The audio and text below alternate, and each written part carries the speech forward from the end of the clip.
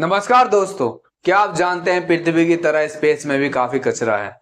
दरअसल ये कचरा प्लास्टिक का नहीं बल्कि सैटेलाइट, स्पेसक्राफ्ट, रॉकेट आदि का है। ये पृथ्वी के जाने के बाद अंतरिक्ष में एक समय के बाद कचरे का रूप ले लेता है। ये कचरा आने वाले समय में बहुत बड़ी दिक्कत बन सकता है। तो आइए सबसे पहले जान लेते हैं कि ये अंतरिक्ष कचरा क्या है। पृथ्वी की ऑर्बिट में भेजे जाने वाले कई मानव निर्मित उपग्रह वही नष्ट हो जाते हैं और छोटे छोटे टुकड़ों के रूप में पृथ्वी के ऑर्बिट में घूमते रहते हैं।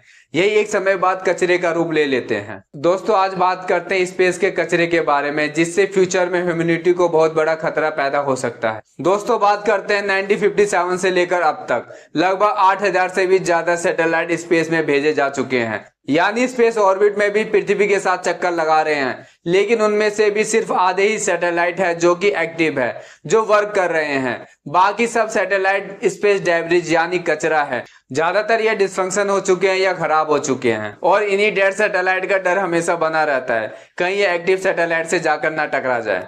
ऐसे में एक्सपर्ट्स अंदाजा लगा रहे हैं कि साल 2030 तक स्पेस में 1 लाख से भी अधिक कमर्शियल सैटेलाइट हो जाएंगे। पृथ्वी के निचले ऑर्बिट में अधिक ऑब्जेक्ट होने से इसके आपस में टकराने की आशंका बढ़ जाती है। ऐसा नहीं है कि इन ऑब्जेक्ट की वजह से आज तक कोई भी हादसा नहीं हुआ।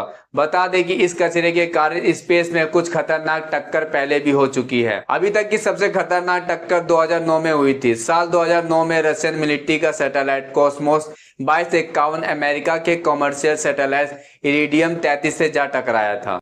यह ब्लास्ट साइबेरिया की धरती से 776 किलोमीटर ऊपर हुआ था और इस टक्कर में दोनों ही सैटेलाइट चकनाचूर हो गए थे। बता दें, टक्कर की वजह से लगभग 2000 से भी ज्यादा टुकड़े पैदा हुए।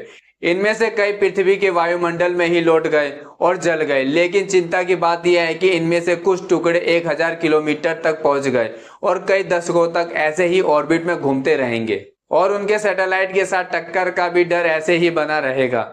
वहीं एक ऐसा ही हादसा यूरोपियन स्पेस एजेंसी के सैटेलाइट सेंटिनल फर्स्ट के साथ हुआ था। 2016 में इस सैटेलाइट में एक सोलर पैनल में गड़बड़ी देखी गई थी।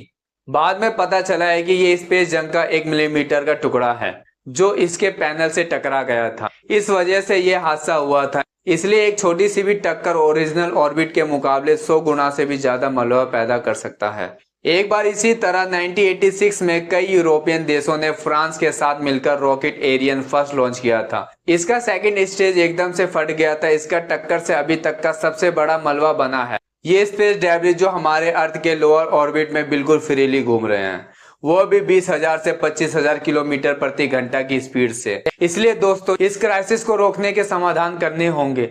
इसके ऊपर सभी देशों